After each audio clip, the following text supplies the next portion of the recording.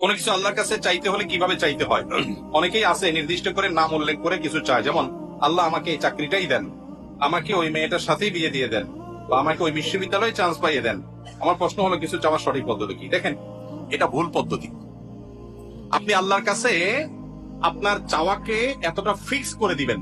নবী করিম সাল্লাল্লাহু আলাইহি সাল্লাম দোয়া শিক্ষা দিয়েছেন সাহাবীদেরকে, আল্লাহুম্মা ইন্নী আসআলুকাল আফিয়াতা ফিদ দুনিয়া ওয়াল আখিরাহ। মানে কি? আল্লাহ আপনার কাছে দুনিয়া এবং আখিরাত উভয় জগতে কি চাই? শান্তি চাই।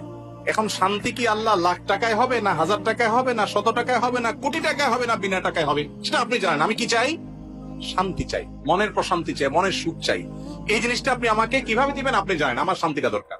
আমার শান্তির জন্য যদি কোটি টাকা দরকার হয় তো কোটি টাকা দেন, কি লাগবে সেটা আপনি জানেন। কিন্তু আমি কি চাই? শান্তি চাই। এই যে ফাইনাল গোড়ার জায়গায় হাত দেওয়া, এটা হলো বুদ্ধিমানের কাজ। আর কোরআনেও আল্লাহ তাআলা শিক্ষা দিয়েছেন, আল্লাযীনা ইয়াকুলুনা রাব্বানা আতিনা ফিদ দুনিয়া হাসানা ওয়া ফিল আখিরাতি, যারা আল্লাহর কাছে দোয়া করে বলে, হে আমাদের রব, আপনি আমাদেরকে দুনিয়াতে কল্যাণ দান করেন, সুখ, কল্যাণ, ভালো দান করেন। এই ভালোটা কি দিয়ে হবে আমি জানি না। আমি কোনো মেয়েকে দেখে বা তার সম্পর্কে জেনে শুনে আমার মনে হয়েছে এই মেয়েটাকে আমার জীবন সঙ্গিনী করতে পারলে বোধহয় আমি সুখের সাগরে হাবুডুবু খেতে থাকবো, আমি বোধহয় সুখের আকাশে ভাসতে থাকবো এই মেয়েটার সাথে বিয়ে হইলে। বেশিরভাগ যুবক বয়সে শয়তান এ ধরনের পাগলামি মাথার মধ্যে চাপায়। মনে হয় যে এটার সাথে বিয়ে না হলে আমার জীবন পুরোটা বরবাদ হয়ে যাবে, তছনছ হয়ে যাবে, শেষ। ডিপ্রেশন, আত্মহত্যা করে ফেলতেছে, শেষ হয়ে যাচ্ছে, জ্বলে পড়ে মরে যাচ্ছে, বুড়ো হয়ে গেছে, বিয়ে করে না কেন? কারণ তারে পাই না, এই জন্য বিয়ে করবো। এর চাইতে বড় নির্বোধ আল্লাহর জমিন আর দ্বিতীয়টা আছে কিনা সন্দেহ। যে তোমার ছাড়া আরেক জায়গায় বিয়ে বসে গেছে, আলহামদুলিল্লাহ, বুঝতে হবে যে তুমি অজাগায় গেছো, এখন তুমি জায়গায় যাওয়ার চেষ্টা করো। এটা হলো বুদ্ধিমানের কাজ, ঠিক না? ঠিক।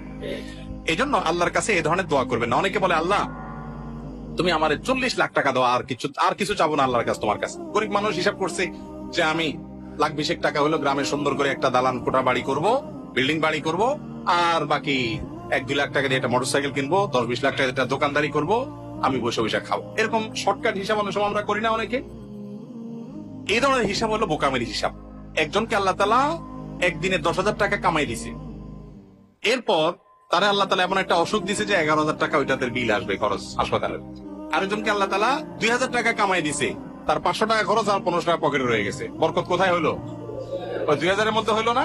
এই জন্য দোয়াটা সেরকম করতে হয়। ওই যে একটা গল্প আপনারা শুনছেন না প্রায় সময়, কোন যুবক নাকি দোয়া করছে আল্লাহর কাছে যে, আল্লাহ আমার এমন একটা লাইফ দাও, এমন একটা জীবন দাও আল্লাহ, যে আমার 2 হাত ভর্তি টাকা থাকবে, শুধু দোনো হাতে শুধু টাকা থাকবে, আর 2 পাশে শুধু নারী আর নারী থাকবে, ভোগের আইটেম থাকবে।